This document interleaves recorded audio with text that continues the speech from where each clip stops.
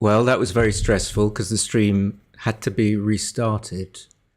Um, I'm going to tell you a little bit about the book, and I never really plan what I'm going to say. So I think the main bit of the talking will just be whilst playing 7 point matches and illustrating what I mean, doing the thing that we love doing.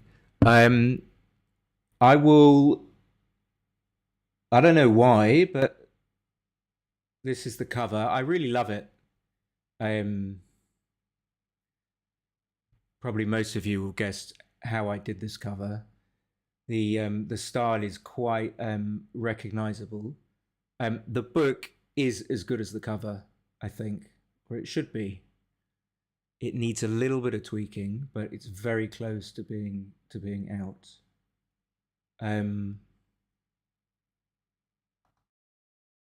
Yeah. So I wasn't sure whether I should share this, but here you go. This is from the manuscript itself. And I start off with these two tables, and they got lots of colours in. And the book is all about these colours: brown, yellow, orange, red, grey, and purple. That's one table.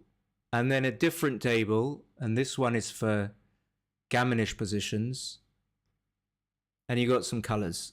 And so we're going to be remembering colours in the book and colour coding scores. Colour coding all the scores. You can see that the table runs 7 by 7. It's pretty much like a match equity table without the match equities. That's enough of that. That won't necessarily make any sense yet, but what I'm going to do is go get rid of this and talk about what I actually mean by in those colors by playing a match or two.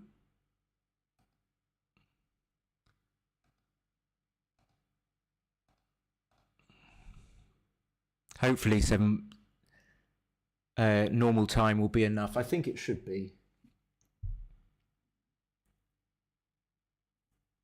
What up, Jacques, Justin, Alex? Thank you for watching.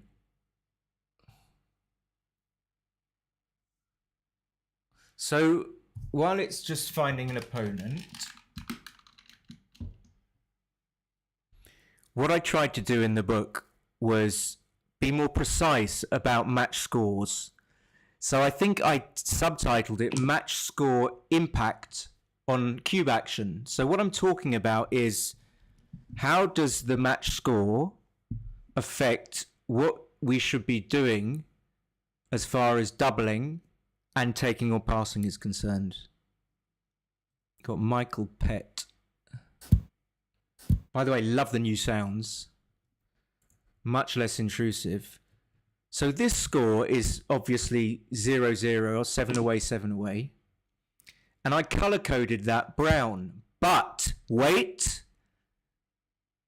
there isn't just one table, there are two. So how I decided I was going to proceed, and I think it's a decent broad distinction, is that I was going to split up positions into non-gammonish positions and gammonish positions. So at any point when you're playing and you're thinking about doubling, you want to think about whether or not you think you're in a non-gammonish position, a race, a holding game, or whether you're in a gammonish position. Now, there could be elements of both, but let's simplify it for the moment. What I would encourage you to be thinking, and what you'll pick up in this book, is to think either or. And then as you're playing the checkers, maybe you can even start to continuously think about what type of position you're in. Sort of like Mochi's blitz versus prime, but it's nothing to do with blitz versus prime. This is a completely different dichotomy. I'm not sure. Shall I say hello? Okay. And so here we might well be getting into a holding game situation. Why? Because he's got an anchor. I might make an anchor. But having not made an anchor, and I don't want to labour this too much to get bogged down too much into whether it's non-Gaminish or Gaminish, but that's the first port of call. Because I haven't made an anchor, let's just say it could still be, from his point of view, a Gaminish position.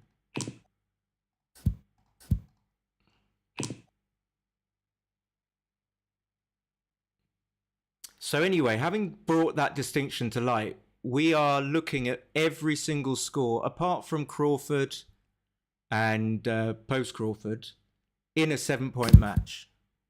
And so here, like I said, we're 7 away, and that colour code is the bottom colour code, as in, I talk about activity in the book. It's the least active score. That's how I classify it. There are scores that are less active, and I'll go into what activity means in a bit, but we will learn to think about 7 away as being the bottom rung of the ladder. And I don't know how to play this. Is this a bit... Okay.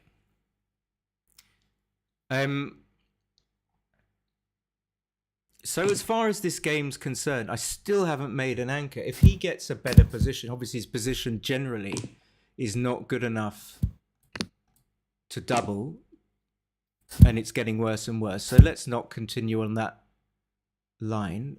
But perhaps from my perspective, the anchor looks too good to turn down. There's a bug now in the...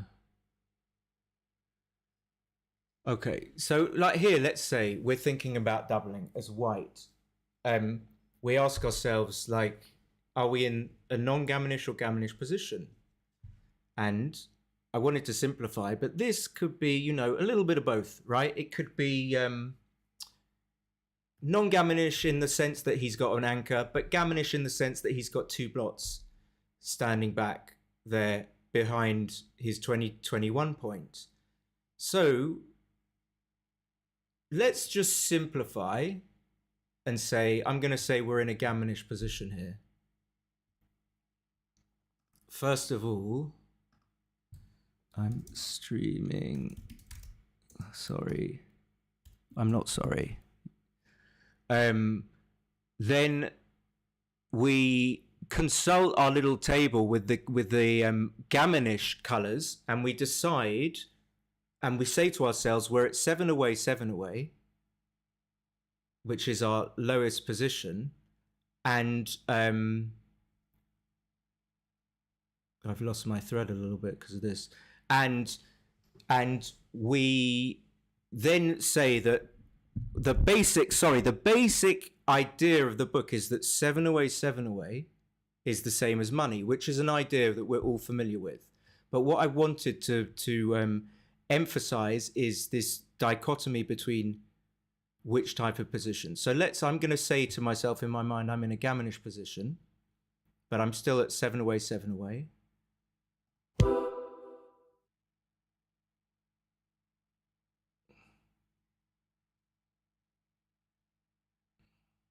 I might end up not having enough time, but that explanation all kind of petered out a little bit there. I'll try and pick it up. I assume he's going to take. Oh, he didn't. Okay, well, that's good that he passed. Okay, so now,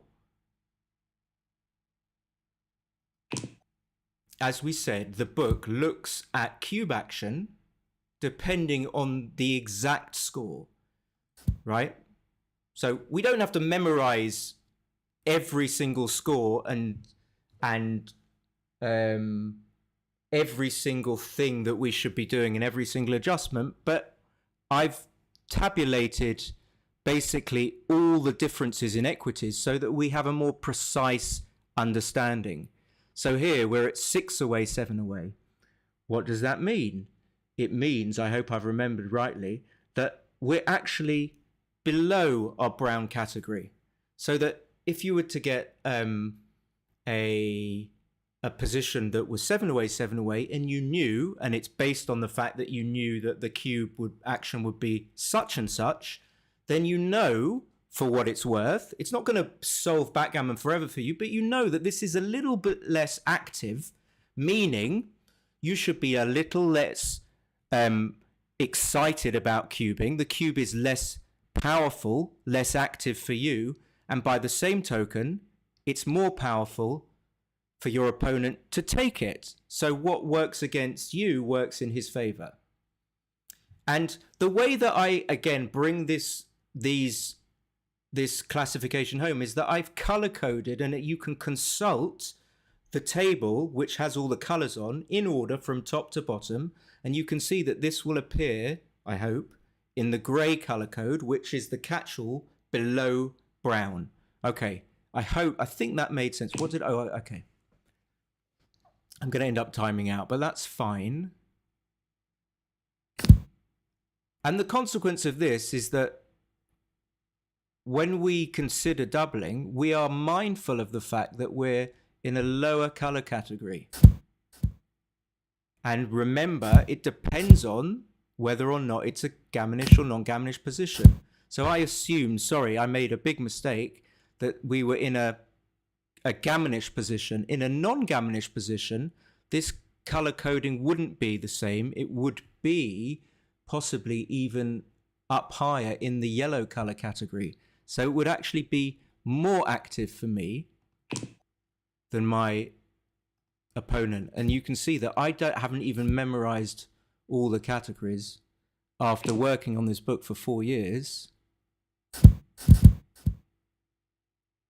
So again, we're deciding what's our position type in this very basic dichotomy classification, and then we're looking at the score and consulting our colored tables where it is. We're not doing this cheating, where it is on the spectrum, and adjusting accordingly.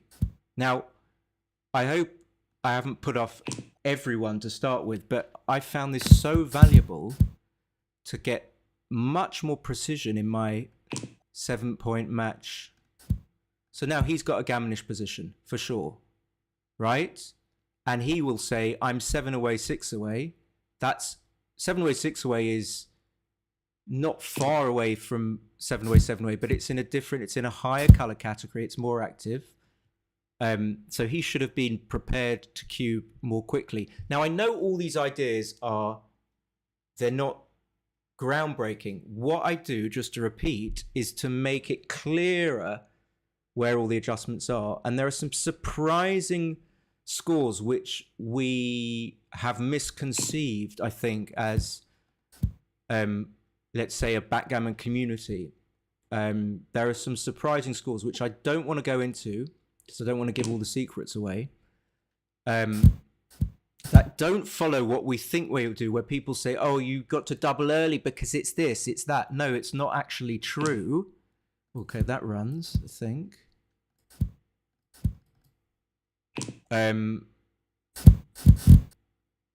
Why did I run? Okay, it's not a big deal. I'm trying to explain my book in it. So now, for both sides, thank God, we've got a clear non-gammonish race position. So each side, in their decision whether or not to double or to take, or whether they think that might be happening in a few rolls, they know that they're going to be looking in terms of, in their mind, at the non-gammonish activity spectrum, which is not the same. The color codings are not in the same order. The scores do not follow the same patterns. And in the book, I go into exactly why. As the gammonish spectrum. Okay, so maybe we can get some nice cube. I mean, it's not going to, the score here is more in my favor. Like I say, I will be more willing to double. His double is, oh my God, it's very fast now.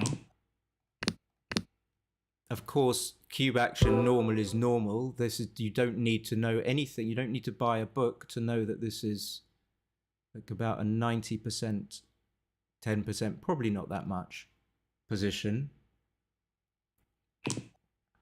I can't really get, I'm sort of side-glining. Like, I can't really answer questions, Alex, while I'm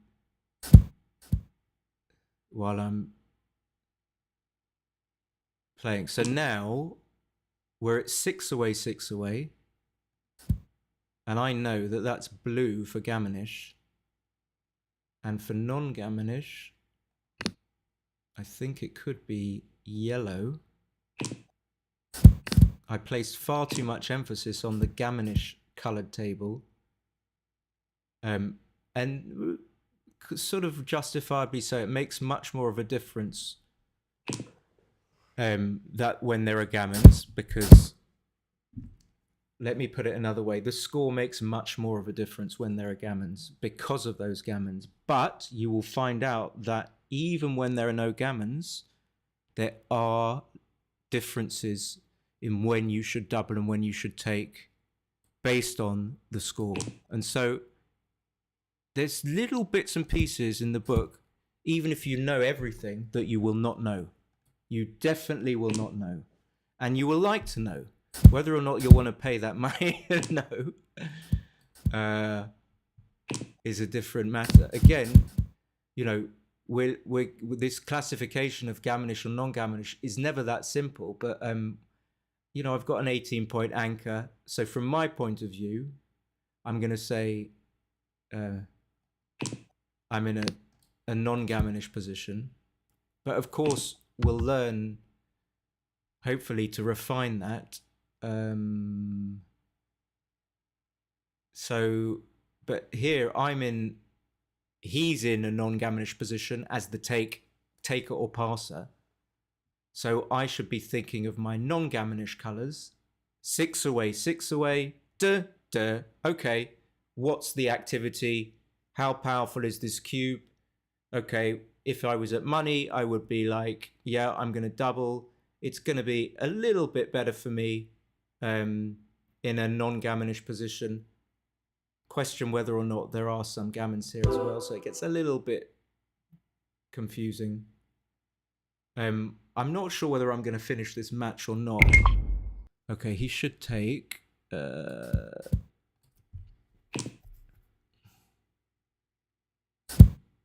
maybe I'll try and finish this match. I'm not sure if that was the right 4, to be honest. Gave him too many shots. Guess I could just come out.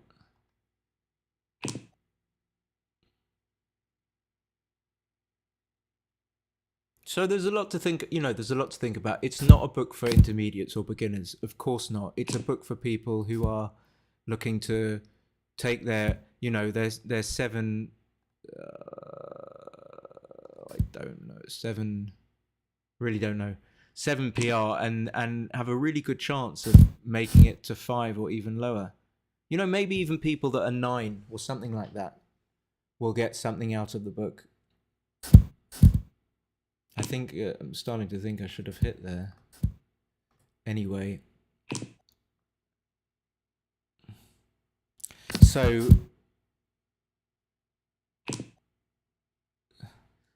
Salisbury Yid. Yes, thank you. Difficult to...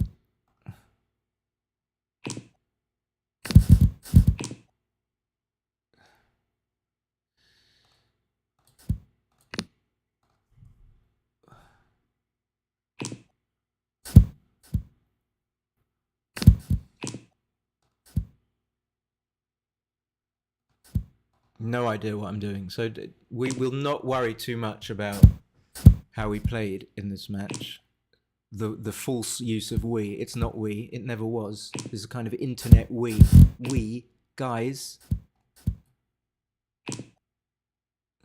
The opportunistic we. Okay. I definitely have to hit now because I'm 20 pips down. Okay, now this is a good time to talk about what the book doesn't do, unfortunately, but it's implied. So I don't specifically talk about redoubles. Why? Because I believe the most important thing was to start with the beginning of the game and when the cube is on 1. And lots of the positions are very early positions. Just going to recube. But there will be situations, of course, where the same procedure, gammonish or non-gammonish, what's the score, will affect the recube. And not only that, there'll be recubes from 4 to 8, of course, because you need more than 4 points to win the match, but less than 8.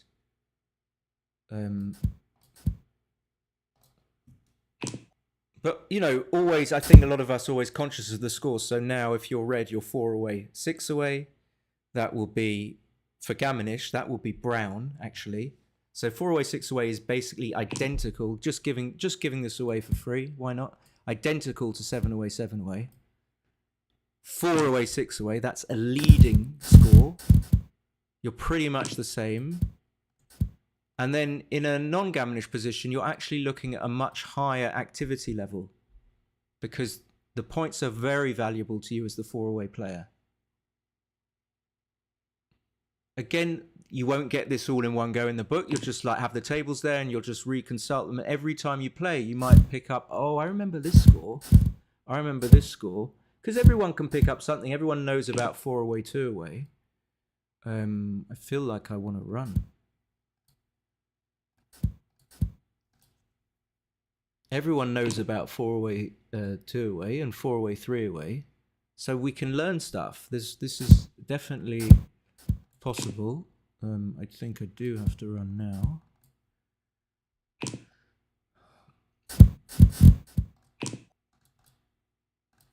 So he would have been, you know, let's say I hadn't rolled a very good number. He would have been, you know, broken 5 prime, attacking position, a gammonish position. He would have said, I'm 4 away, 6 away. Let's just not poke around in the dark and think, oh, I don't really know 4 away, 6 away. It doesn't make a difference. Either know that it does or find out that know that it doesn't, or find out that it does actually make a difference and then get more clarity and more precision. It is difficult to follow your train of thought and the structure you wish to convey. Thanks for the stream, though. It will all become much clearer when you read the book, Jack.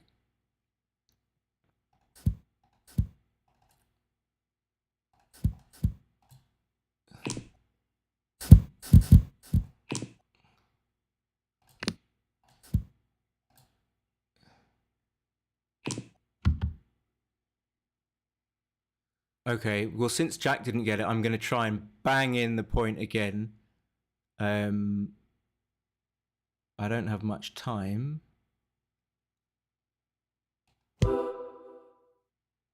When we start another match, maybe I'll end up timing out. But it's actually not complicated, but stick with it. It isn't a very... The principle is very, very simple.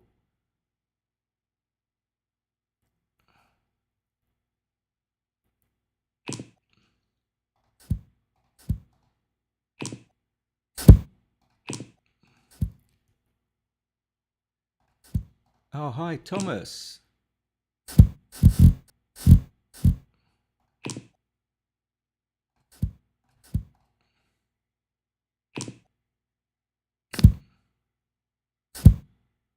So yeah, I'm quite a visual person, so I don't think I would be able to, like Jacques, follow necessarily if someone was explaining it. I like to have something set out visually. Hi, Sebastian. Otherwise, it's difficult to pick up. So I totally get that.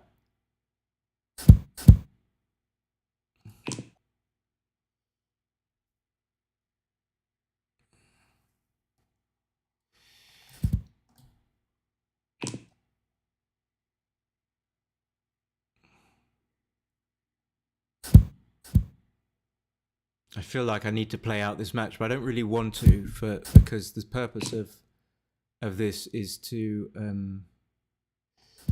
There's some tricky. I mean, not obvious to me that whether or not to hit there, but I don't know. And I don't want to use my brain cells.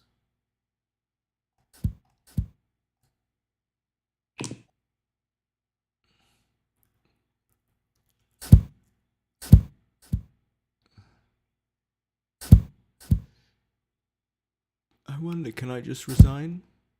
I think I can. I think I'm going to just resign. That's how I roll.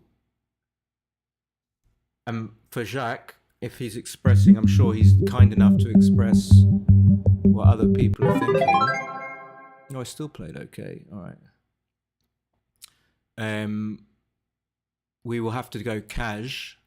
I hate going cash, but we will go cash. I could even play one of you. How about that? Is anyone up for playing? And then it's going to be slow, and we're going to be explaining the book. You're going to be my guinea pig. So I guess all I need to do is create. Should have done this in the first place. So there you go. So 3835.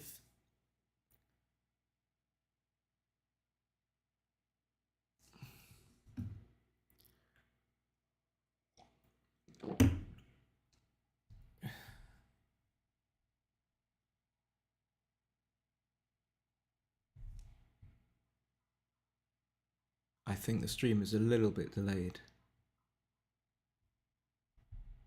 Don't worry, Alex. I think I'll be able to find someone. I think Thomas will play.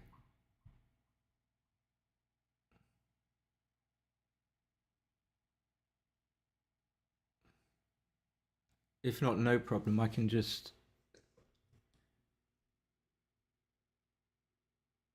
We can just go back to normal, I guess. Oh. I thought someone would want to play. Okay, so let's do cash. Maybe we'll find someone. Very kind of Alex to offer, though.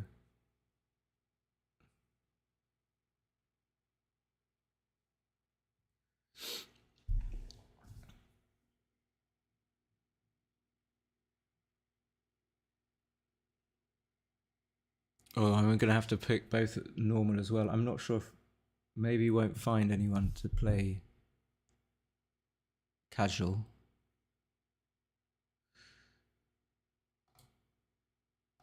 So let's choose both.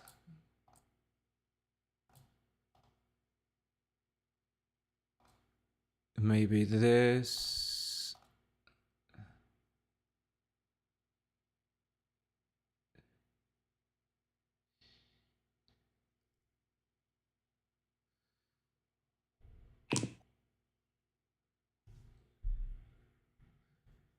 Okay.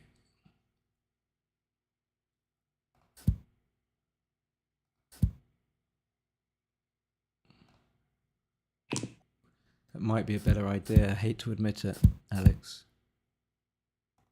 That might be a better idea.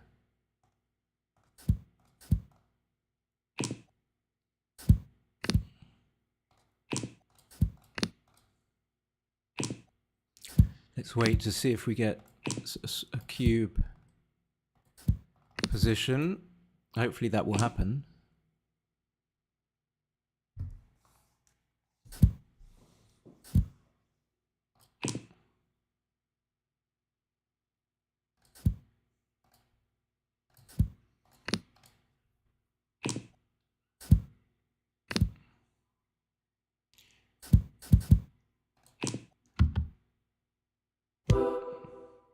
Okay, here we go. So what we're finding here is that there's always a little bit of a mixture of both types of positions. So in the book, I was decided that I wanted to draw a distinction between two types of position, Jacques, non-Gaminish ones and Gaminish ones. And in deciding whether or not to take or pass a cube, I would ask myself the question, is the position gammonish or non-gammonish? The reason why is because I managed to find out that there was a ranking of all the cubes at every score, from going all the way down from the bottom at 7 away, which is the least powerful cube, going all the way up the top to 4 away, 2 away, and all the way in between, I was able to precisely say where every score in a 7-point match figured in that ranking. So there's a ranking of scores ranking their power or their activity, let's say at this stage from the point of view of the person who has to take or pass. So if you're doubled at 4 away, 2 away, you know that that's very dangerous for you. It's at the top of the table, and therefore you should be very cautious. But what we're less aware of is what if the score is 3 away, 2 away, or 5 away, 6 away? Where do those scores sit in that ranking? Now, like I said, I drew a distinction early on between gammonish and non-gammonish positions, and I made 2 tables. One ranks the scores for non-gammonish positions, one ranks it for gammonish positions. So where we have 4 away, 2 away at the top of gammonish, it is not at the top of non-gammonish at all. In fact, it's quite way down the bottom. With that in mind, when I'm facing a cube decision, and it can be when I'm deciding to double, but let's look at it from the point of view as the taker or passer. I ask myself, Jacques, whether or not I'm in a non-gammonish or gammonish situation. Now, like I said before, it can be a little bit of both, right? So I ask myself, how many gammons am I going to lose in this position? And I'm going to say, I don't need to say at all, actually. I don't think I'm going to lose that many. So I'm going to cheat and just try and make it simpler and say that what I should be looking at in my mind is mentally mapping it to the non-gammonish table that I produced. And the non-gammonish table, when we look at the score of 7 away, says that it is at the bottom, so it is not that active for the player on roll, and so not that dangerous for me. And therefore, if I was to take in a money game, I would take this score. In other words, 7 away is the same thing as a money game in my book. I don't talk about money games. I talk about referring back to 7 away. Is that any clearer, perhaps? Just if it's a little bit clearer, let me know. That would be great, because I do think it makes sense. So anyway, because we're at 7 away, this is just normal. It's the same as money. I can take if it's for money. Now, I don't know whether this is a take or pass, and there are some gammons, but I tried to simplify it. 30 pips down.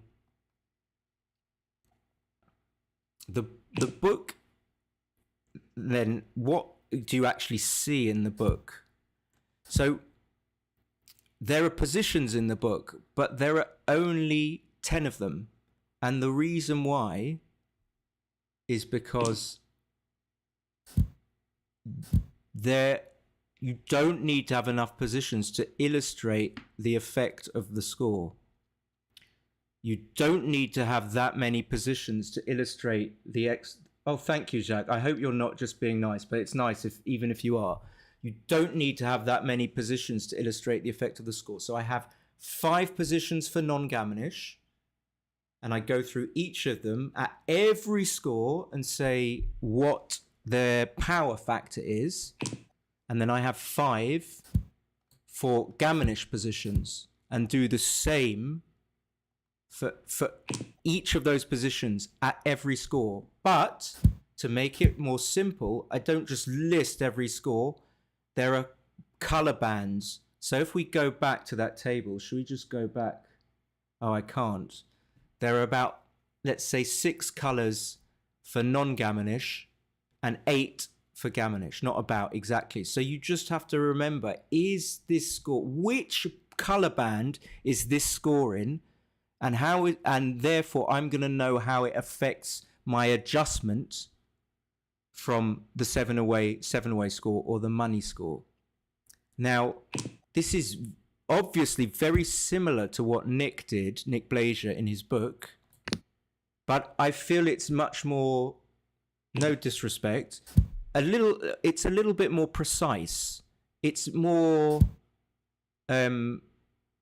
it's a way of a reference. It's like almost like a reference pamphlet, but it does a lot more than that. And you can consult and see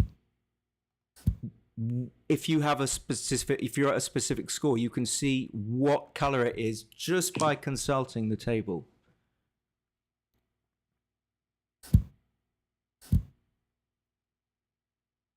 That's very nice, Alex.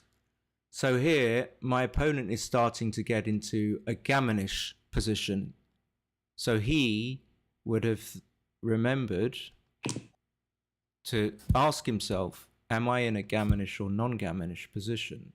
2, what is the score?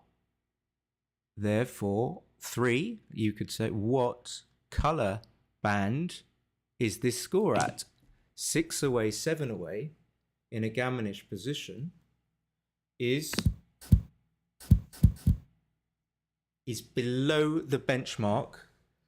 I think he missed a cube, maybe not, of 7 away, 7 away. Below the benchmark, as in it's less powerful or active for him. I use the word active. I tried to use words that were most memorable and most associative.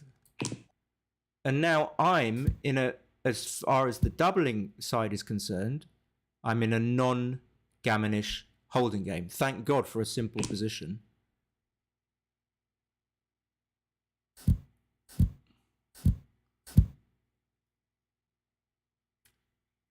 And now he's run with 1. It's a little bit less non-Gammonish. But, so, we can then just look at this position. Sorry to be very boring. We ask ourselves, Gammonish or non-Gammonish? But actually we should say it reverse those. We always, I'll explain why maybe if I have time. Non-Gammonish or Gammonish? Non-Gammonish is the answer. 2, what's the score? 7 away, 6 away. 3, what color? I should have had a little color thing chart up with the spectrum on. Which color are we in the non-Gammonish spectrum? Now, I don't know if people can picture this. I'm going to run out of time, but at the top, it's red. And there are certain scores in red. 3 away, 2 away, blah, blah, blah. I'm not going to tell you all the scores. Where is 6 away, 7 away? Actually, it's in the third. I don't know why he took. It's in the third banding, so it's not the most dangerous for him and the most active for me. It's in the third banding, I believe.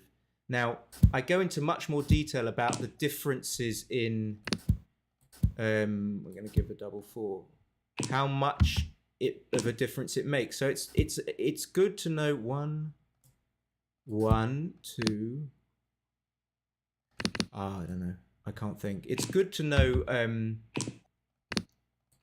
what banding you're in, but it's also good to know how much of a difference it makes to the next banding, because sometimes, especially in non-Gammonish positions, the differences aren't that big because gammons are the things that make a difference. Can I have a quick show of hands? But lie if you don't get it. Like, how many people have got some sort of sense of what this does. I explained this to a very strong player who's helping me out with the book, and he did struggle with it. I tried my absolute hardest to adapt the book to make it as intelligible as possible, but the subject matter can be quite... Okay, so Paul, that's good. Paul's an excellent player, but, you know, he's not world class. Alex gets it, great.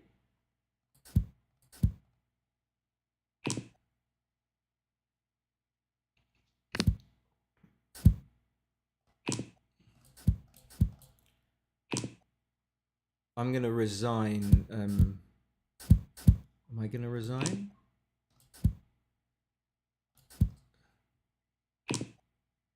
I really need to play a casual. So, sorry about this, Jim. Oh, Sharba understood. Beautiful. Okay. Sharba's a bright guy, though.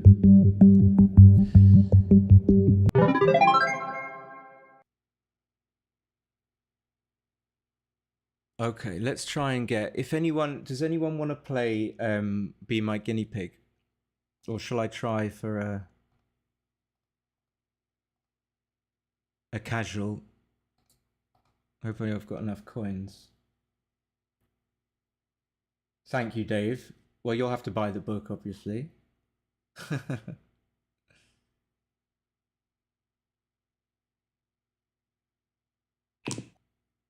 Oh, fantastic. Okay, Bangkok. This is must be Bangkok John. There we go. BKK.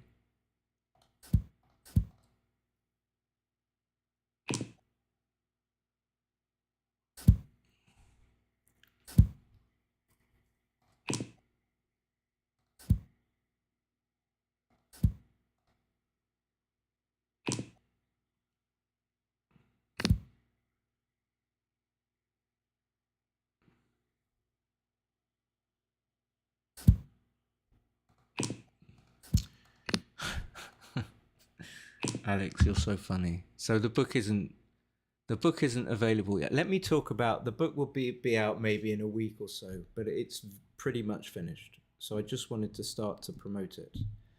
So here we have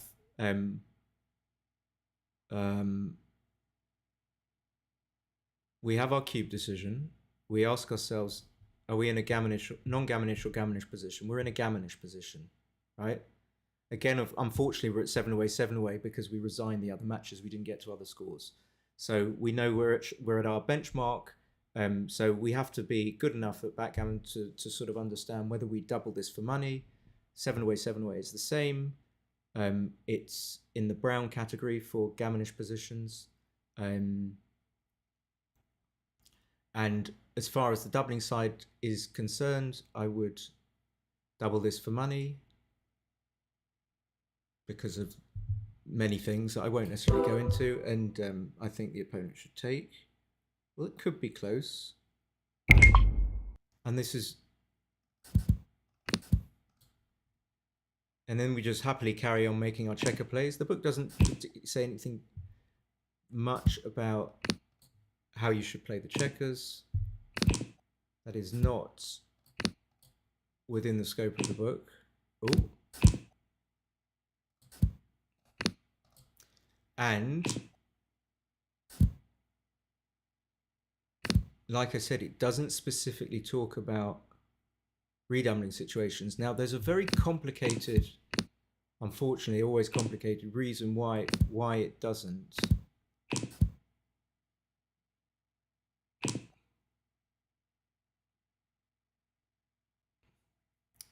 Or maybe not that complicated at all. When you're playing a 7-point match, there aren't going to be that many scores when you can redouble. Of course, at 7-away, you can. But when you get down to 2-away scores, obviously you can't redouble. So redoubling, I felt was less of a factor. And I wanted to concentrate on the situation with initial cubes because there'll always be an initial cube, or mostly, when you're dealing with all of the scores in a 7-point match, which exclude Crawford, obviously you can't cube at Crawford, and post-Crawford scores, which are a different beast. And actually Nick Blazier goes into them in his book. And yeah, I didn't really want to deal with post-Crawford. I felt that it wasn't so interesting.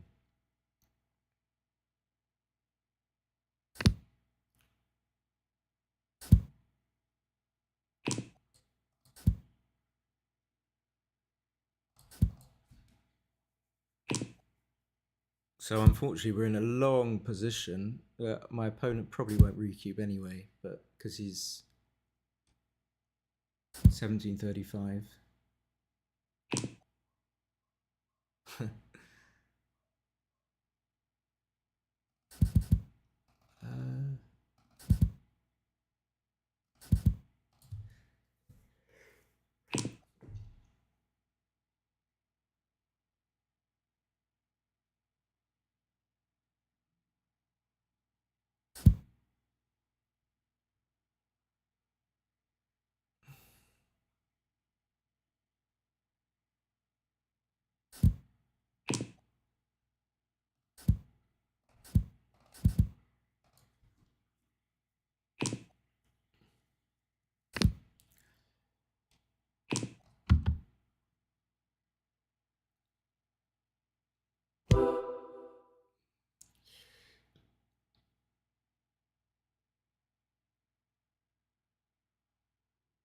So without really considering the score, am I taking this anyway?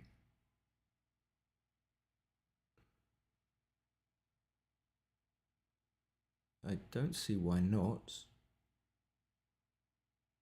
I don't see why not. But in the same way that, you know, if I were to do a little follow-up book including redoubles, then in the same way that an initial cube at 0, 0 is normal and normally active, it's the baseline, then this redouble would fall into the same camp.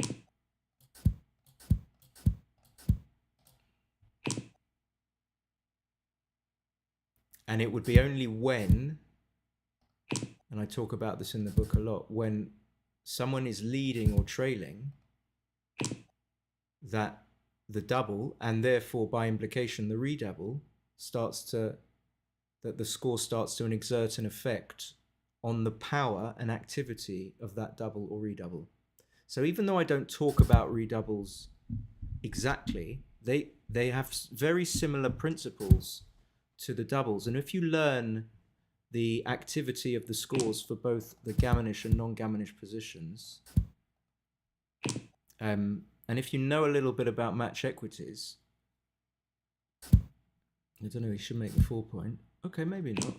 Then you can derive the right sort of idea with redoubles from the doubling situation.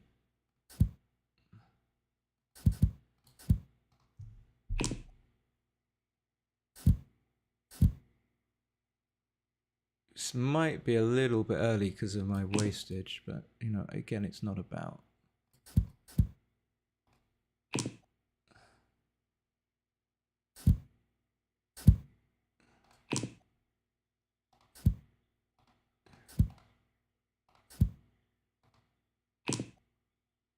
Oh, I didn't. I was reading Dave's comment there. I think you'll take anyway. Oh no, you won't. Okay, finally we have a score. Finally. So we're leading massively. That's the first thing. We're 3 away, 7 away. We're going to get into some positions, hopefully, that are either Gaminish or non-Gaminish, and we're going to ask ourselves if they are Gaminish or non-Gaminish. And then we're going to ask ourselves what the score is. And then we're going to ask ourselves what color banding is 3 away, 7 away in for that spectrum, for that Gaminish or non-Gaminish colored table that you'll have to imagine. So now, you know, we can talk about how, as the leader, I want to minimize danger or volatility, using the term volatility loosely, and how that, what the book will actually do is crystallize these ideas, and show you why you want to get into holding game or races when you're leading, and it will help you understand why you need to do that and why the opposite is the case when you're trailing. So again, going back to this division between non-Gaminish and Gaminish, when we're leading in a match and we get into a Gaminish position, the power, effectiveness, activity, whatever word you want to use, of our cube goes way, way down. Now, I think everyone might realize that. That makes sense. Again, what the book does is it takes each score. So you might be leading 4-0. You might be leading 5-0, and it classifies each of them. And you might find that what you thought should be in the same band, color banding, isn't. And there will be reasons for that. Other factors at work that aren't just about whether you're trailing. The reasons are not that complex, really. But we will go back to here. So now, after talking about Gaminish positions, we're in a non-Gaminish position. And then we ask ourselves what the score is, blah, blah. Then we ask ourselves what color. Actually, 3-away, 7-away is very different to the Gaminish spectrum. 3-away, 7-away in a Gaminish spectrum would be like way, way down the list, and it would be terrible to cube at. But since we're in a non-Gaminish position, it's different.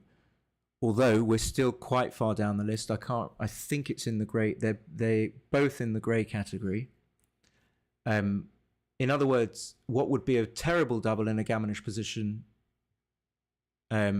generally at this score, is not going to be that bad in a non-Gaminish position. So I might just double this, illustrating the point. It's not a double, and we'll see that hopefully that it's not very bad at all to double this. Now, again, this might just be basic stuff, but it's just getting all of the points down, and some of them that were misconceived, all in one place, in one lovely little reference book with lots of colors in.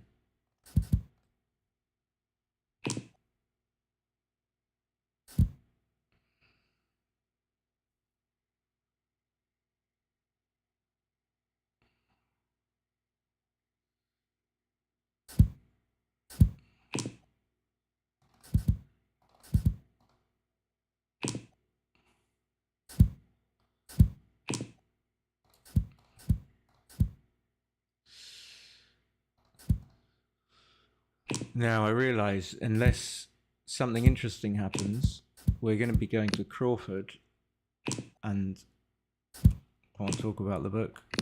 So I'm going to have to talk about something else.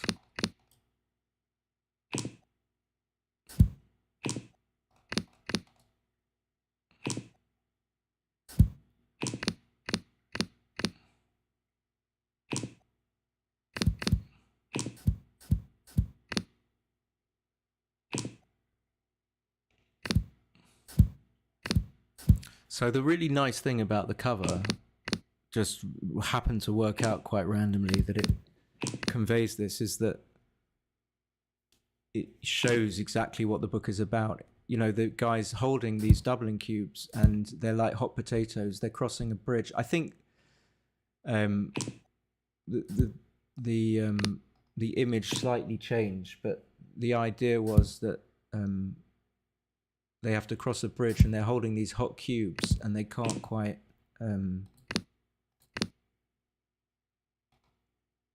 they can't quite carry them, and if they don't hold the cubes, then maybe they'll fall into the pit of fire below. The book is essentially showing you how dangerous every score is, and not just talking about 4 away, 2 away, and 4 away, 3 away, and 3 away, 2 away all the time for gammonish positions, but also talking about all the other scores which might never be mentioned, and then talking about all the scores for non-gammonish positions which some people might know and some people might not.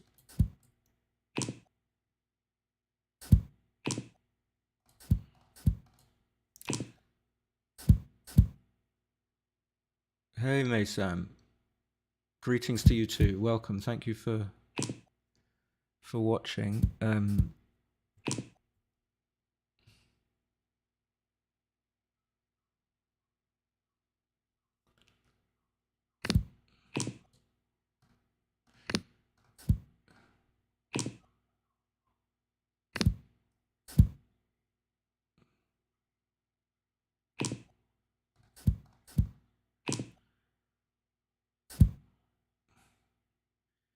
And so, yeah, I think I've just realized if I don't, maybe I'll try and win this and get some points. I'm tempted just to resign and then just try and get to some other scores. Otherwise, my book is redundant. We never end up at reach. It's always going to be 7 away.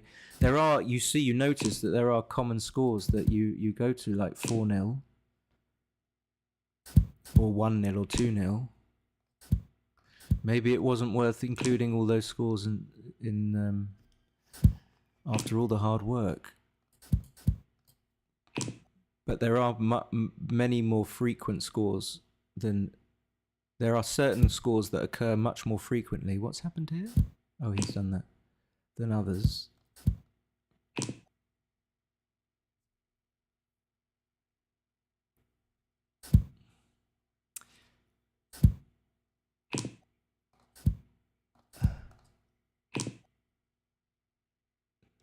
Oh, and I wanted to show you the analysis.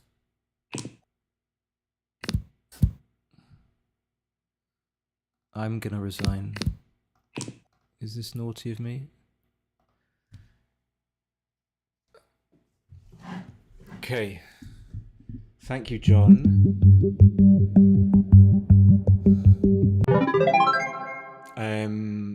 So if we just go to the analysis, I don't know if we need to, and we look at this, that missed, and this, okay, it was 137.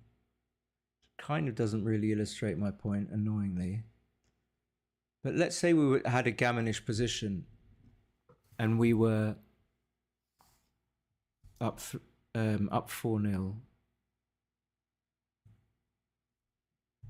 If it's not too much of a head fuck, I'll try and create some random position where we're leading 4-0, but where it's gammonish, and show you that this minus 0.137 figure, that's what you lose by doubling, will be minus 0.25 at least. What's my point? My point is that it's very different to be in a non-gammonish position versus a gammonish position when you're leading. And what can be a terrible cube in a non-gammonish position might just be okay in, you know, I've got this ready-made position here. Is it showing up? Oh, beautiful. Thank God something worked. My life depends on this. My very life, my livelihood.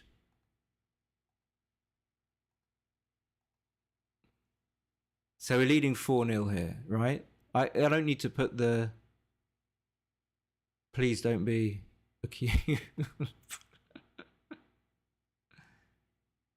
Okay.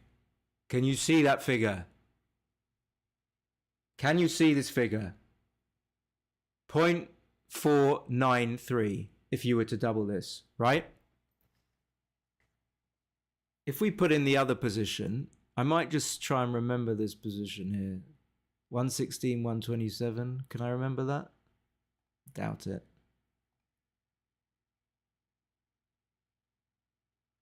But remember, we have a non-gammonish position. You can hear me as well.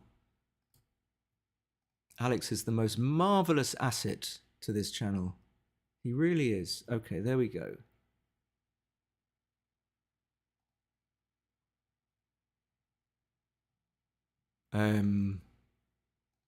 Jesus, I can't remember. I got that. Got 3 there. He's got 2 there.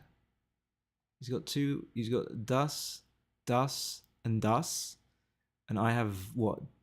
Das, and I have 10 point something. What? Is that not right? Did I have? Oh, I've got those there. Oh Jesus, sorry about this. This is so useless. So like I said, I was illustrating the difference. So obviously we saw the galaxy analysis, but I'm just putting this in. I think it might be a little bit less of a mistake. Please. There we go, 0.128. It was a little bit less on plus. Compare that to that other position I put in at the same score, which is a Gaminish position. And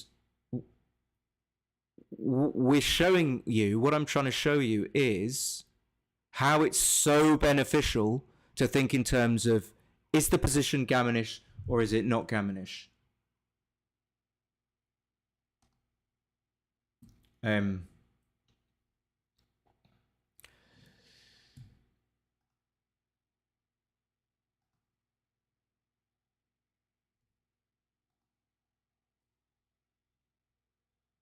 So what we will try and do, I guess, is play one more. What was that? That was my missed double.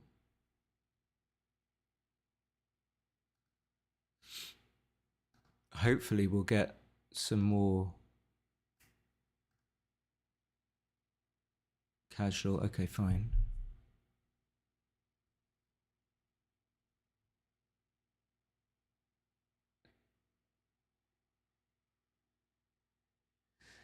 I realize I don't even have to. There's these people out there that just buy any. Why am I wasting my energy? You'll just buy it anyway. But you know, I think it's worth it. It's worth the money. I'm not going to tell you how much it is yet. It's less than Mark's books. Actually, it's not. But I think it is before Mark put the prices down. I don't sell boards though. For a 2,000% profit. So what are we doing? Which we're talking about a very structured approach to analyzing match score impact on our cube decisions, essentially on one cubes, on centered cubes, but by extension on redoubles. And how we're doing that is that we're creating a color-coded table, a ranking, using red from top to bottom, red, purple, orange, yellow, brown, blah, blah, blah. And we're using that to band up the scores for non-Gaminish and Gaminish positions, and then using a little bit of memory and feel to try and make our 7-point game match much more precise, and then rising up the rankings.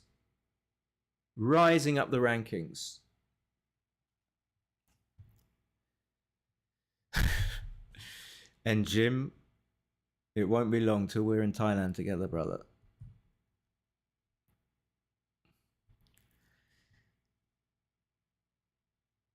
No doubt this will be a big. I mean, I think I write in the preface that I started playing a lot of 7-point matches on Galaxy, but actually the reason why I started doing this, looking at a position and taking it and adjusting it for every single score, was because of the UBC. Oh, not him again. Hello, Michael. This guy's crazy. He's always playing. And so I didn't just want to know what difference it would make if it was 1-0 to 7. I wanted to know what happens if it's 3-0 to 7. Now I kind of knew the answer, but there were some surprises.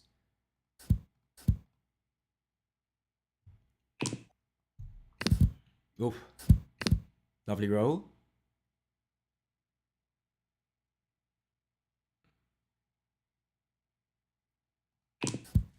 So, opponent's in a gammonish position. Unfortunately, it's that old score of 0-0 again, so it's like we don't have to think.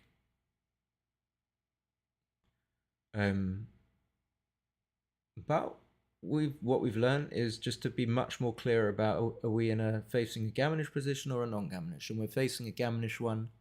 Hopefully you guys can see that, because we've got a man on the bar and we're being attacked. We're being threatened on the 20. So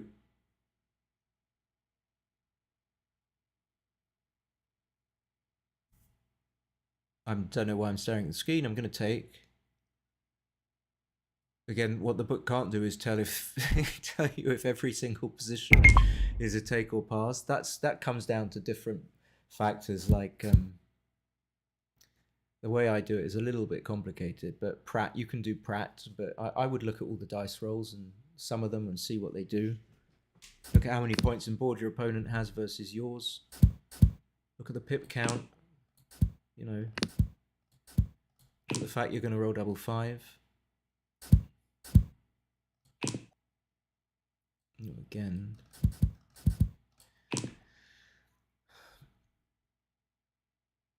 so now after that, you know, if I'm holding the cube, right? So I'm going to be thinking, okay, what spectrum am I, non-gammonish or gammonish? Well, he's got one checker back. He's liable to be attacked. If I ever get stronger, I'm looking at a gammonish spectrum for redoubles. Now, like I said, the book doesn't expressly go into redoubles, but you can work them out by implication by looking at the match score impact for centered cubes. Should I do that? Maybe. And then making them analogous to redoubles. So I'm at 7 away, 7 away. It's the same as, obviously, same score as if this cube was in the middle. The score hasn't changed. I'm not going to double, by the way. Am I going to come out?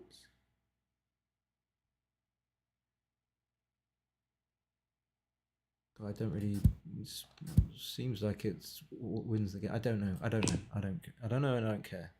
I would have been hit. So at least I get hit in a less dangerous place.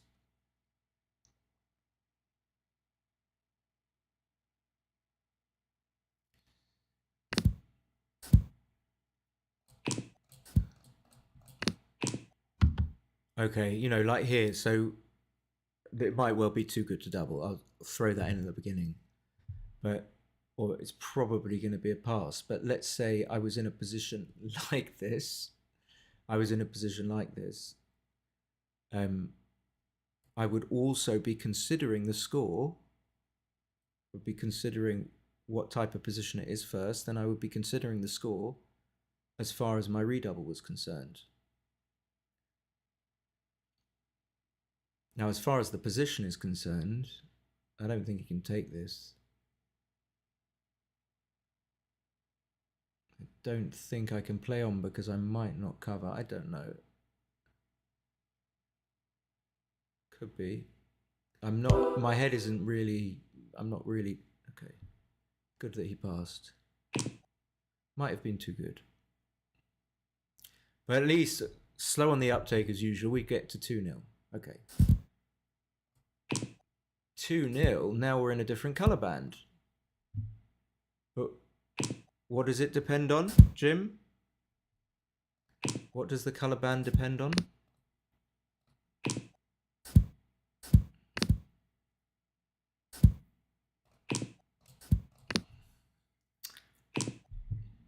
Anyone?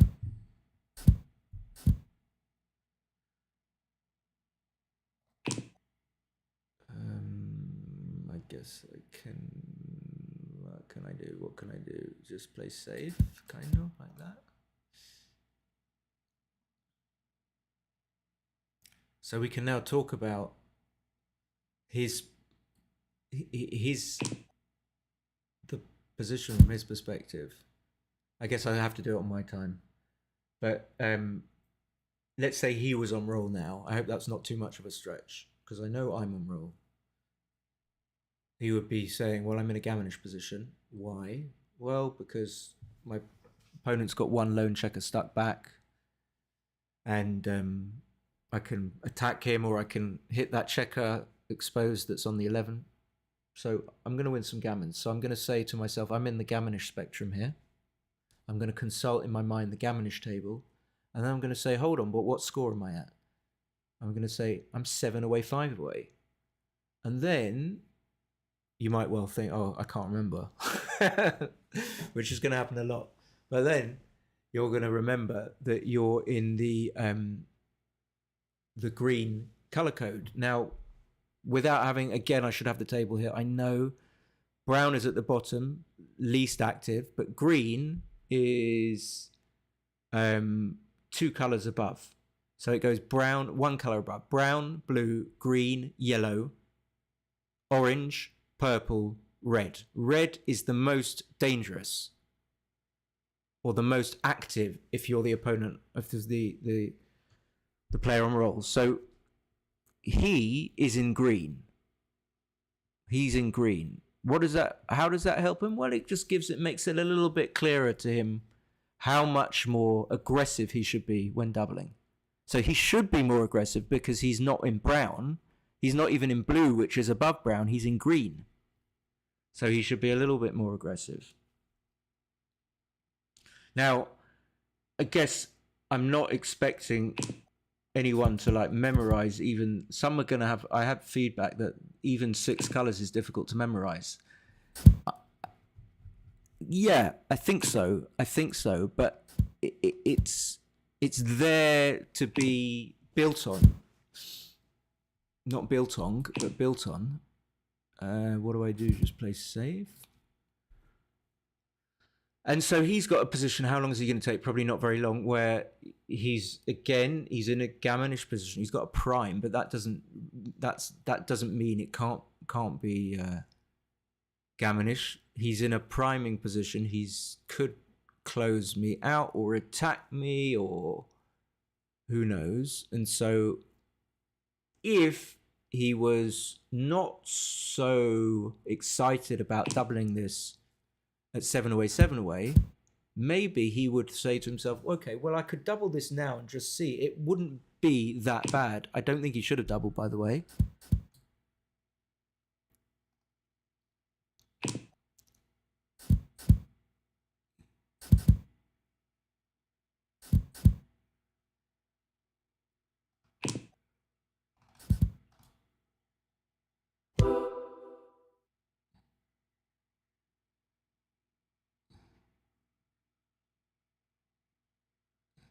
And after that 6-5, so the converse of him being slightly uplifted is that I'm downlifted. I have less reason to take.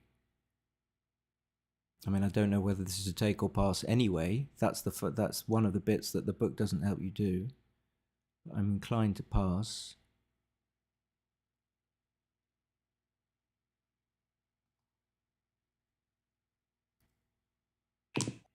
And now we've got another score. That's wonderful.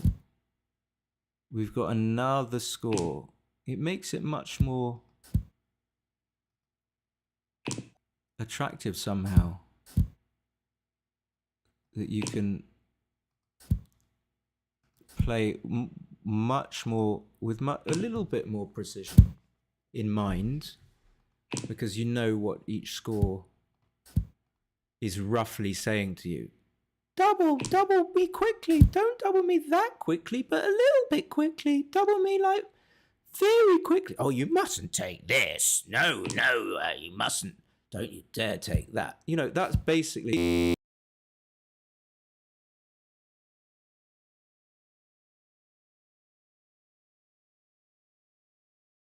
Doesn't have voiceovers. So again, he's in a gammonish position, irrespective of whether or not he should have been doubling. Probably shouldn't have been. But I think he should do what he was going to do.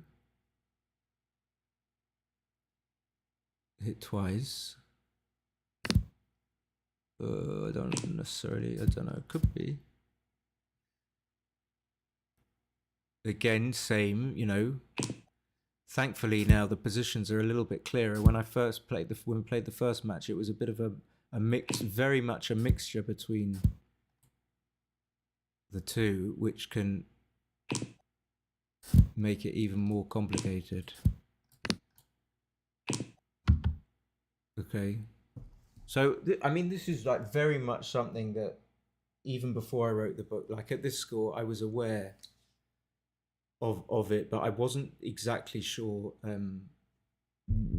where it hung out in our little spectrum in our tables. Now, the thing is, it's very, very important when you're in a gammonish position. I hope you see that we are, that you look at whether or not you're trailing or leading, or you might be at the same score. If you're leading, you got to be, and again, it might not be new, but you've got to be much more careful than I think you even think. So this is way below brown in grey territory. It doesn't mean that you don't double it. It just means that if you were thinking of maybe not doubling at 7 away, or 6 away, which is in blue, then you would never ever double this because it's in grey. That's how the score classification helps. And then, like I keep saying, you have to assess the position. You have to be able to assess the position. So it assumes that that's a different exercise. In fact, my instinct was that this was a double, even though I said this is not an active score for us at all. But now I'm not so sure.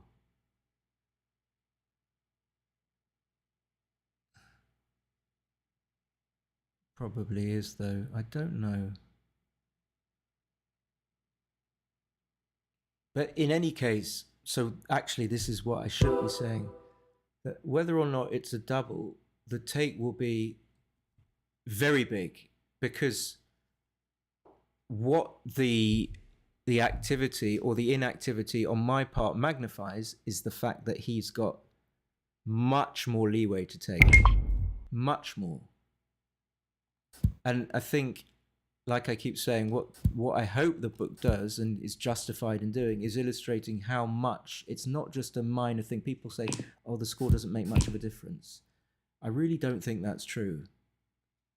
The score makes a very, shall I get this guy safe? I don't know. He's got a 5-point board. It makes a very big difference. Even a difference of 1 here. The fact that you are leading, and I go into the exact reasons why, which again aren't so complicated.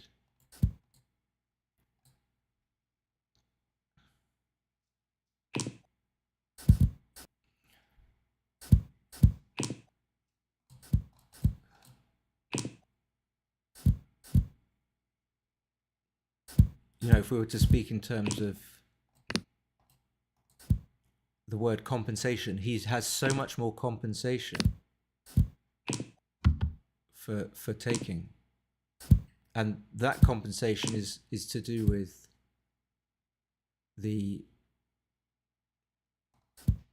I'm trying to pick the right word. I don't want to say aliveness, but the effectiveness of his recube. His recube is effective, but we're always looking in terms of relative.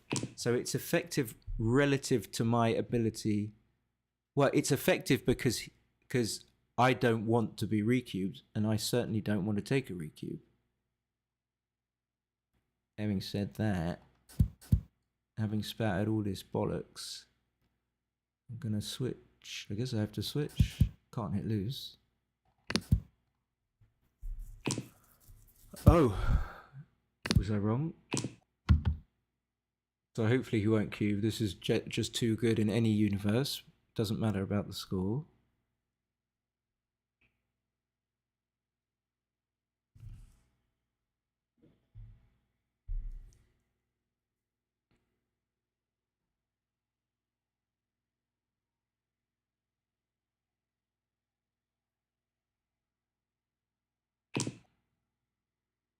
Okay, that's good. He played on.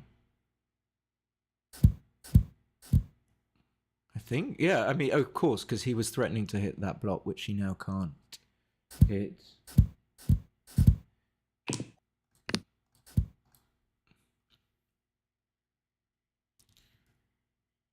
Yeah, a bit of a swing. I still haven't, I don't know about, I've been playing too quickly, so just minimizing shots, I think.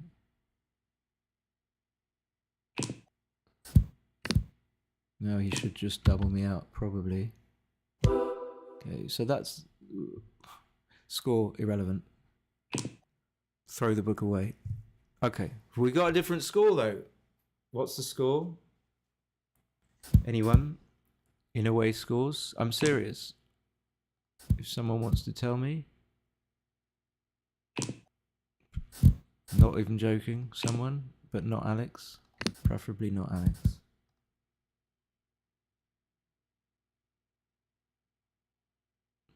Anyway, okay. So this is an interesting score. This is something that you'll learn from the book for sure.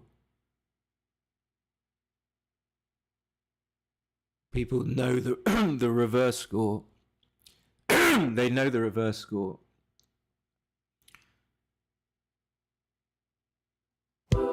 People always talk about 4 away, 5 away, but what about this 5 away, 4 away? Are we just content to carry on our backgammon career kind of with a complete grey area? Hi, Backaholic. Hi, thank you very much. Okay, he shouldn't have passed, I don't think, but 5 away, 4 away is one. And here we have another score, which is misconceived.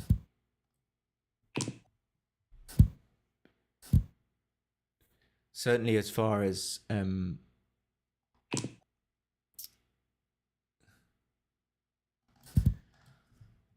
gammonish positions are concerned.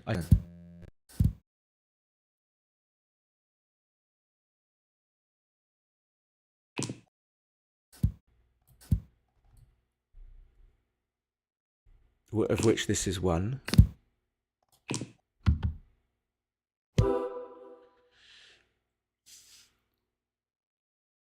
So shall I say this is maybe guess? So in we have I don't only can't see those colors. So just to recap, we have like at the top red, then purple, then orange, then yellow, then then green, then blue, then brown. Red, purple, orange, yellow. Where would this score be, with red being the most dangerous? Can I please get someone to try and answer? That would be great, honestly. So if red is the most dangerous for me, as the taker or passer, if purple is the next most dangerous, where might this score be? Would it be red? Would it be purple? Alex, you can answer this. Please. So actually, that's the answer I was looking for, because it's not orange. It's actually only yellow. It's only yellow. And people think it's much more powerful than it is. But the 4 away score, I'm going to pass this, by the way, because the position's fucked. 4 away is not as dangerous as we think. And I think there's this kind of common, what's it called, knowledge sort of sphere that we all tap into. We all watch people's streams and Galaxy streams and stream matches, and people say the same things, but sometimes they're a little bit off about well, there's lots of reasons, but people can be a little bit off about their assessment of the relative dangers of certain scores. And so the book clarifies, I've just given you like one of them there, concrete things. That was a gammonish position. Gammonish, it's yellow, that's nowhere near the top. Nowhere near.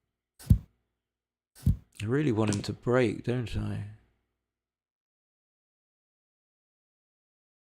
Just want him to break. Just like that.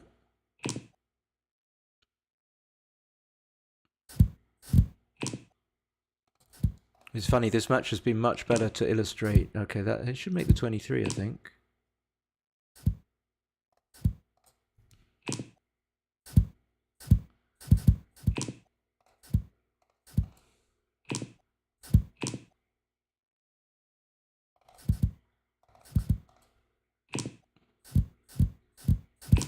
So perfect for getting your Galaxy rating up. Perfect for UBC. We play like a little BMAB mini tournament. We play 7-point matches. So I tend, it works. I don't make that many cube howlers anymore. My checker play is not that good, but I tend to, the cube, my checker play is a bit sloppy, but my cube action is much more solid because I know the adjustments that I need to make, and I don't make so many big blunders. I'm much clearer about the scores. Now, obviously, this I'm just going to try and gammon my opponent here and not have to play.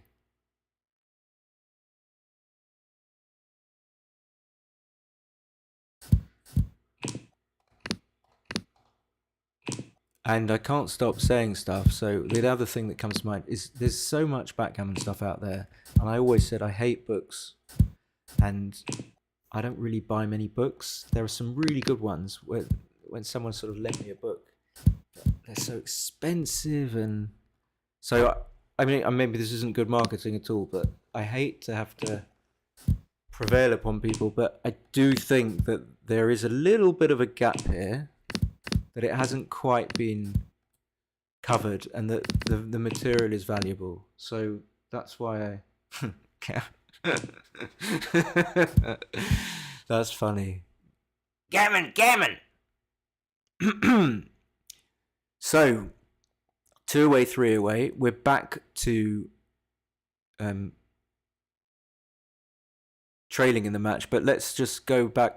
If we ever get into a position, we're going to ask, are we in a non-gammonish situation or a gammonish situation? And then we're going to remember the score. Well, we know it now. We're our opponent is 3 away, 2 away, so we know he's purple. So we don't want to get into a gammonish. This is already a little bit gammonish. I wonder whether it would have been anything more than a small mistake to cube there. But now we've got the anchor, so we're immediately in a non-gammonish position. Everything changes. Maybe the situation actually ends up being the same, but we look at it, we always scrutinize it through the non-gammonish, gammonish eyewear.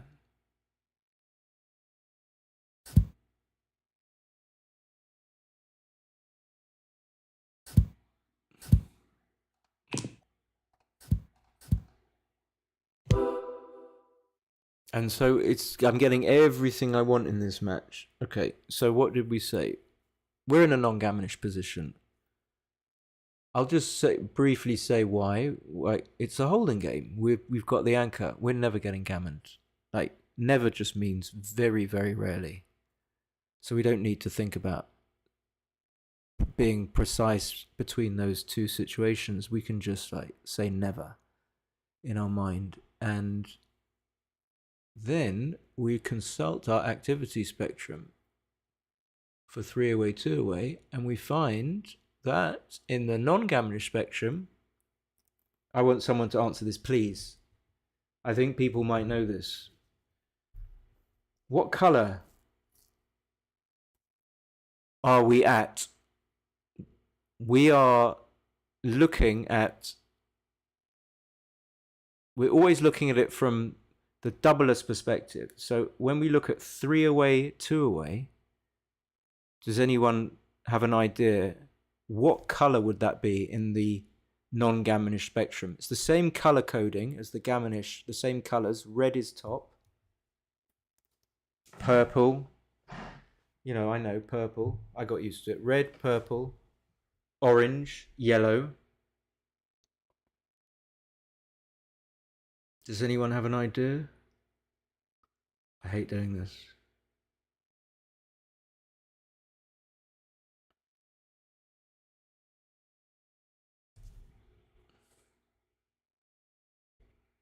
No?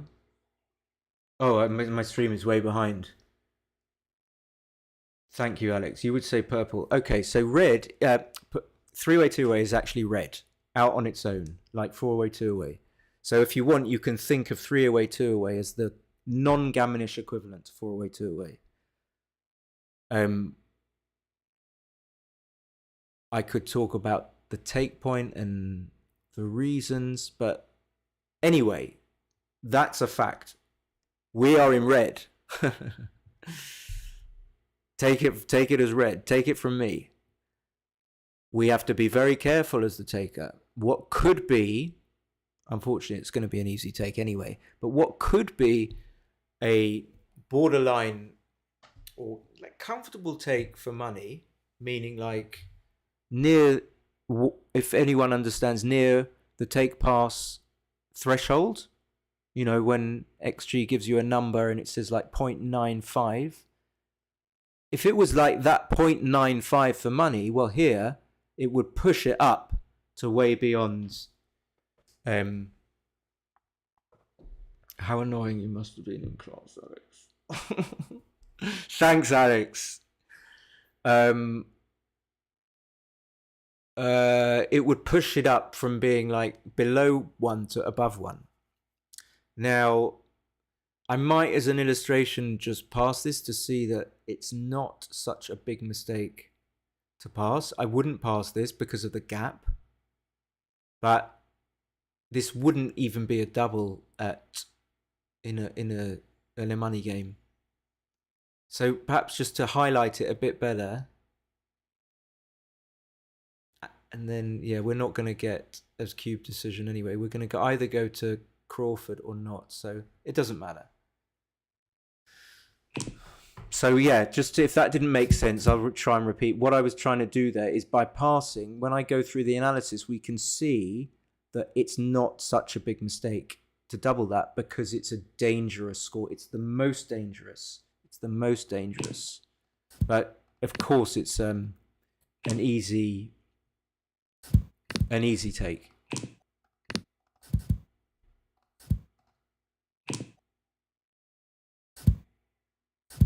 And then I don't deal with two-way, but if I was playing a match here, I would probably double just on the strength of my double 5. If I roll double 5 and he doesn't roll exactly a 4-3 or something like that, then he won't be taking next go.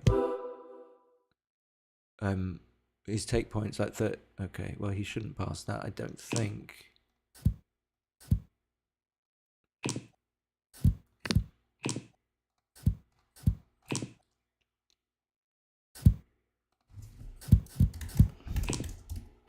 I'm not sure if he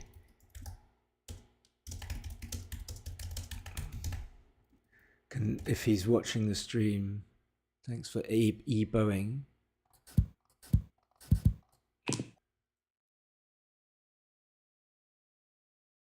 No, I'm a nice guy.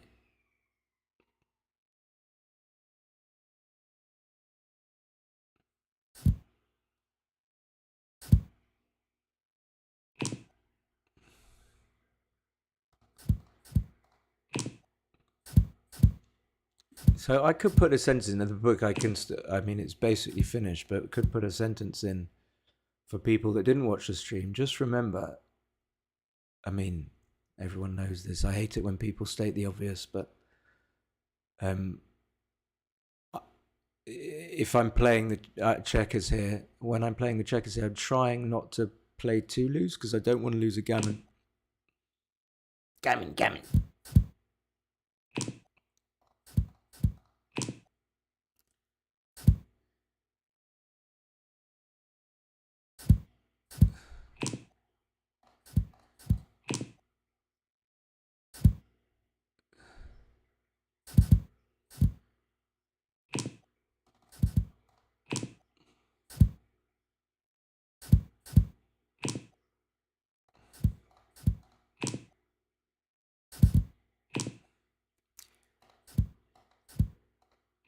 The other thing I've noticed, actually, books, there haven't been many that came out. I've heard his name, Mark Danberg Wilde, brought something out about the backgammon adventure, but the big guns haven't really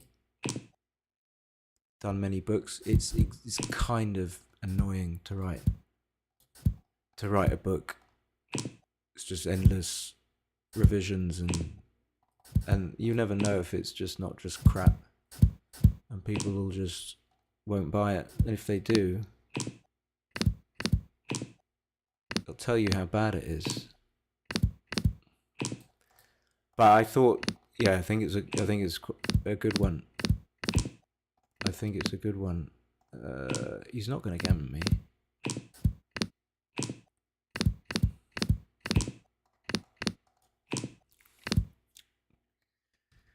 I just wanted to be a stand-up comedian. I didn't want to have to write a fucking backgammon book. Fuck's sake. Good game.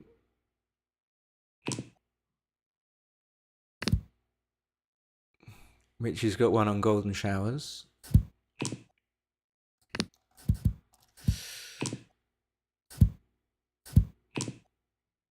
It would be funny if Mitchie wrote a book about golden showers. I think some of you would actually buy it. Just for no reason.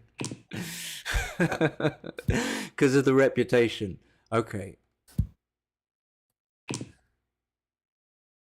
Lost a few viewers there.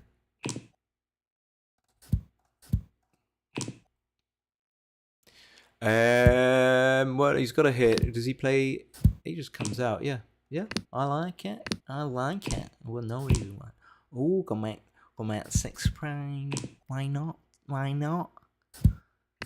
Schmidt 6 prime? It's really good. No, he should just play down. I think. There's no point hitting. Shouldn't hit. There's no point. What's that? What are you doing? What's your strategy? Have you read Simon Baljeet's book on I don't even fucking know what it's about. It's so blunt. It's so fucking boring. I don't think he even knows what it's about. It's like bollocks. It's fucking bollocks. Have you read Alex Ashaligan's book on back games? It's brilliant. It's fucking brilliant. It's just fucking brilliant. Mitchie's got a book coming out. Do you know that? It's on golden showers. Okay. I personally thought that was a little bit funny, actually. That wasn't bad. That old kind of Lancashire sort of gay... Some gay man from Lancashire. Okay, we're going to do that. Leave some bad numbers.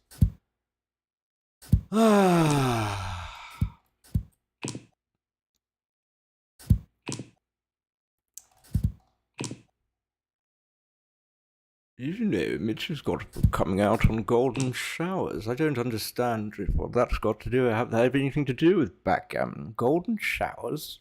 Is that one of the new terminology? I don't even understand. I can't imagine what it's got to do with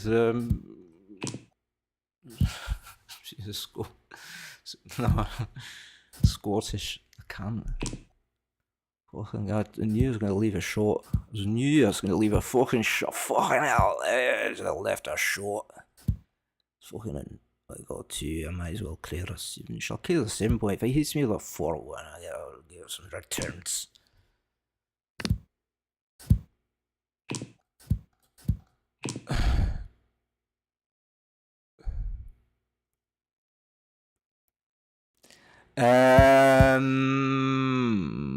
Okay, so got to remember to look back. This was a fantastic match to illustrate all the reasons why you should be buying Simon Bargett's excellent new book called The 7 Point Match, available on Amazon. It's so expensive that he won't disclose its price yet because it's embarrassing, and he didn't want people to pay that much for a stupid book that's probably not very good. But nevertheless, it's an excellent book. I do recommend it. I do also very much recommend Alex Ishaghian's book. I believe that's how you pronounce his surname. It's a rather impenetrable surname, dastardly surname to pronounce. Alex Ishaghian. Shagian. I love his most recent book on back games, very reasonably priced and more than 335 positions. Oh, that's not a very friendly roll. Oh, I've got hit. That's bad. He's going to slot the pot. I think that's a glitch in the software.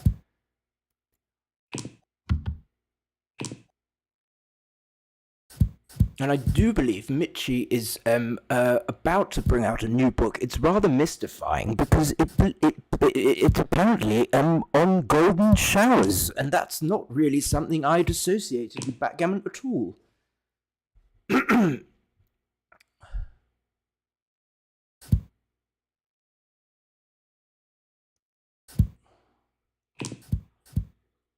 Okay.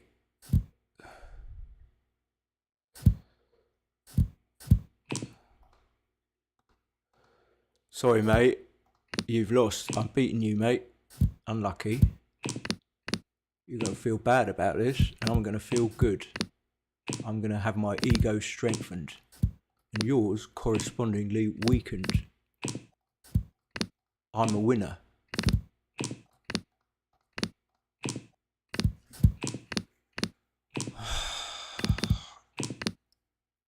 Shit bum bollocks. Poo. Okay, alright, we'll look at the... Oh my god. So, I wanted to show you...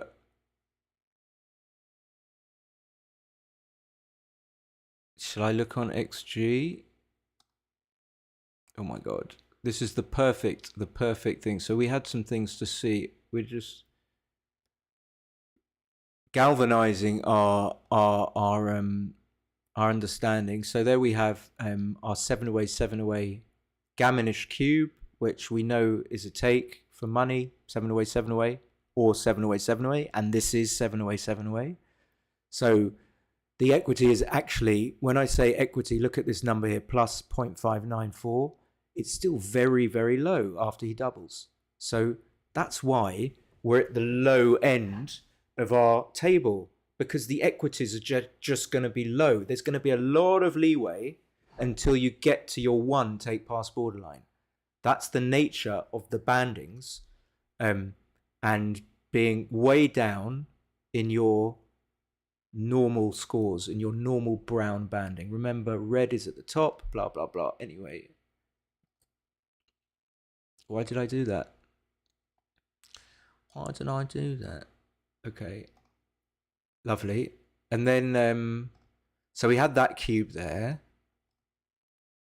And then we went to 2-0. What did we have? So here, even because of the score, I think I said he shouldn't double. But again, he was at an active score. He asked himself, he said, I was in the gammon. He should have said, I'm in a gammonish position on the gammonish spectrum. I don't know if that word is that good. It's unfriendly. But that's the one I used. And I'm in the green color banding, which is like definitely above brown and even above blue. So maybe I should just be a little bit more frisky with the cube. And the computer thinks that he missed a double. And look, the equities are now way up. And that, what would have been like 0.6 in the brown color at 7away. Now the score pushes that up, that figure up to 0.8. So this is any kind of a precise-ish way of getting a feel on what the score is actually doing. In a gammonish position, it's chucking up that equity. Every score banding you go up. Again,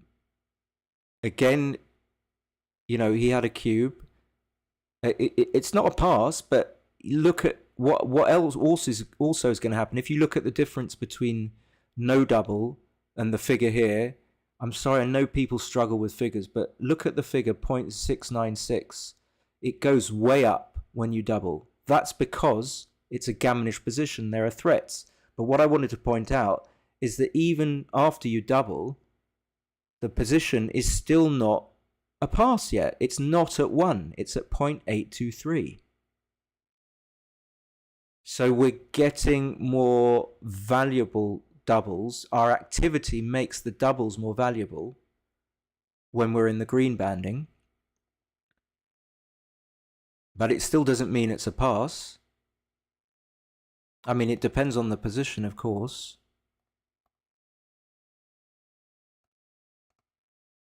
And then we went to 2-1, and I had this cube decision here.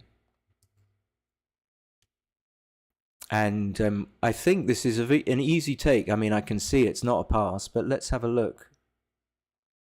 It's a very easy take. Why? Because of the score. Simple. But not just, okay, what the score, remembering that I'm 5 away, 6 away, and that's not even in the brown category. It's like below. You can't see my hands, sorry. I keep doing this with my hands. That brown is here. Grey is below brown. It's less active than brown. So being in the grey category as the potential doubler, I should probably not even double. So if I hadn't doubled, it wouldn't have been a big deal. I wouldn't have lost that much. Now, I wouldn't advise just looking at the score. You've got to look at the position. My arms are so massive. I can't believe how buff I am. And then that. And then we had this score. And again, a perfect illustration of why this is showing a big red naughty square. Why? Because this score is not active. As in, if I double, I should be thinking, remembering that this is not that high up, so it's a little bit higher. I'm forgetting now. I think it's in the blue color category, so it's a little bit more active than brown. Why? Because I'm trailing, but it's only in blue, so blue isn't going to be that dangerous. A blue position is not going to be that dangerous for my opponent. Therefore, he should just take. And although I have to confess it is quite a big double, difference between 6-4-7 and 7-5-3, it's still a huge take. The difference between 7-5-3 and 1,000, or 0.7 and 1. Massive difference.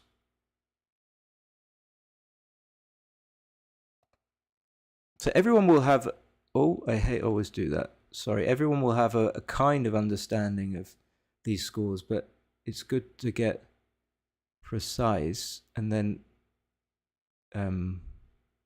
this position was so powerful, but it's still, if I was to put this position in, and I might do that,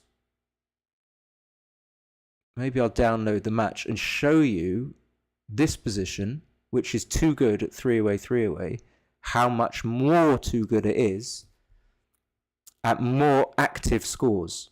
So I don't know if you remember I said that 4 away is yellow. So we're going to have scores that are above inactivity for this gammonish spectrum.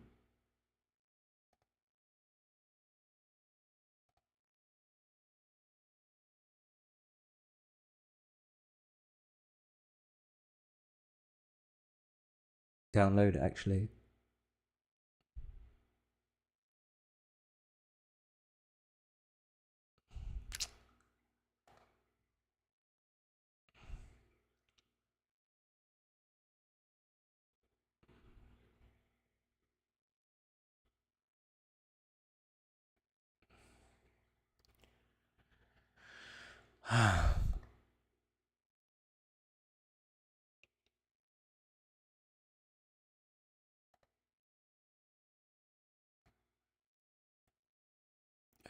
All files. I don't. Okay. Where?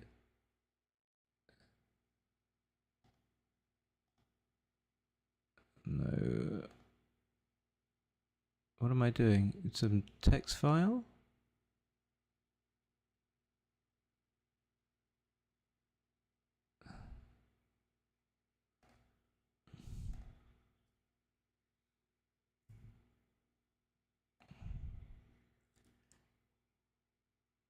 Sorry about this. I can't remember where it downloads. Where does it download to?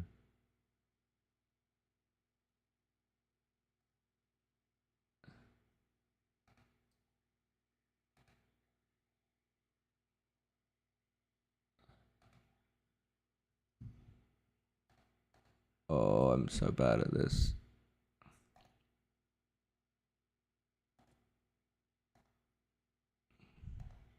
I used to do it like this. I thought I solved the problem. So I thought it just goes into downloads. All files. Maybe it's... thank you.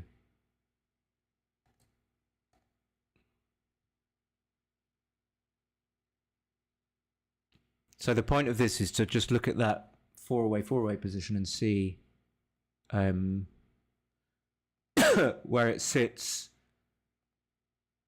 in other colors. And I don't know whether I'll be able to bring up...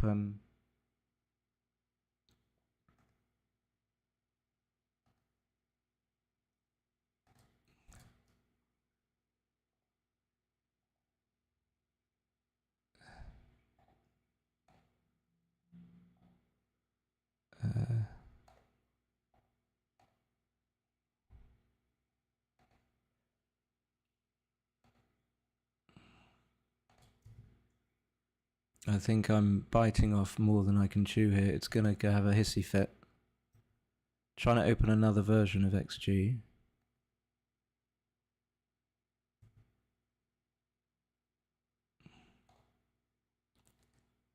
Okay, should I leave that for the moment? Going back to the match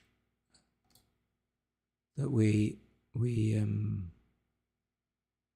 going back to the match. Come on. Hello?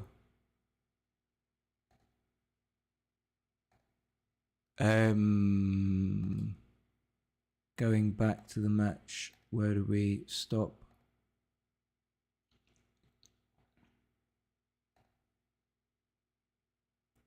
So yeah, I remember saying it might be a small no double, but you know, this people might be more familiar with. Doubling this any other color banding, it's gammonish, would just be it would be a big mistake, but there would be no reason to double. So where what you're seeing here is how huge a difference this four-away, three-away score makes. And if I can prevail upon you, if anyone's still there, to look at the equities and see that if I go into the cube, then even though the equity is very low, because it's plus, that means that I'm white and I'm on roll, white is a favorite. But the difference between not doubling and doubling is very small. So I don't lose out that much by doubling this position, which at another score would just be, well, a big mistake. Imagine if I was leading 4-3 and I was to double this, then it would be a huge blunder. So, 4-away, 3-away, purple, not really understanding the position. Let's just cube. No big deal. No big deal, mate. No big deal, mate. It's not a big deal. Really isn't a big deal, mate. Okay, so then we went to 3-away, 2-away. And, okay, so I got, like, it looks like I've got egg on my face, but I haven't. You wait. I'll show you this position for money, unless I don't understand something about backgammon, which is very possible. I misjudged the size of the pass. Of course, I said it was a take. You know I did. So if I if we just stick this in, can we just forget about the rest of the analysis here? Cancel, cancel, cancel. And let's just get a little plus analysis of this position, about 0.2. What? Oh, maybe I was looking at a different position. Okay, yeah, it's a borderline, it's worth 0.758, right? Okay, so it's a very easy take. What we're going to look at in the other XG here, if I'm wrong, then the book is going to be shelved. Fuck. What's going on? No, I've killed it. I've killed it. If I was to double this as red, I'm red, remember? In a money game. Bear in mind we had 758 as the value. If I was in a money game, which is brown,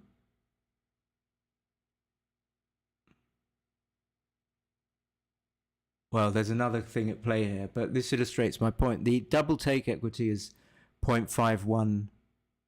Oh, no, nothing's wrong. It's now a small no double as opposed to a borderline double no double. But the equity is way lower. Why? Because we're looking at a brown money game as opposed to a purple 3-away, 2-away score, which is much more active. Therefore, this number is much higher. It's minus because it's from my point of view here. Much higher than the 5 because of the score. And that's what happens in... I've done it again. And that was it. I'm exhausted pretty much. I mean, I know I joke around, but I really hope that makes sense. And I hope that you will buy the book. And I hope that you get a lot out of it and that you feel that it's worth its salt. It will probably be out realistically in a week and a half. It could be, it's kind of ready. I can just need to click the button. I think maybe you need 5 days before it goes live on Amazon. I will also probably have it on my website so that I don't have to get paid disgusting royalties to Amazon. Amazon charge you 40% of your royalties, plus they charge you for printing it. So that's, if people didn't realize, that's why book prices tend to be so high on Amazon. And that's pretty much it. So thank you very much for watching, and I look forward to bringing the book out. Bye.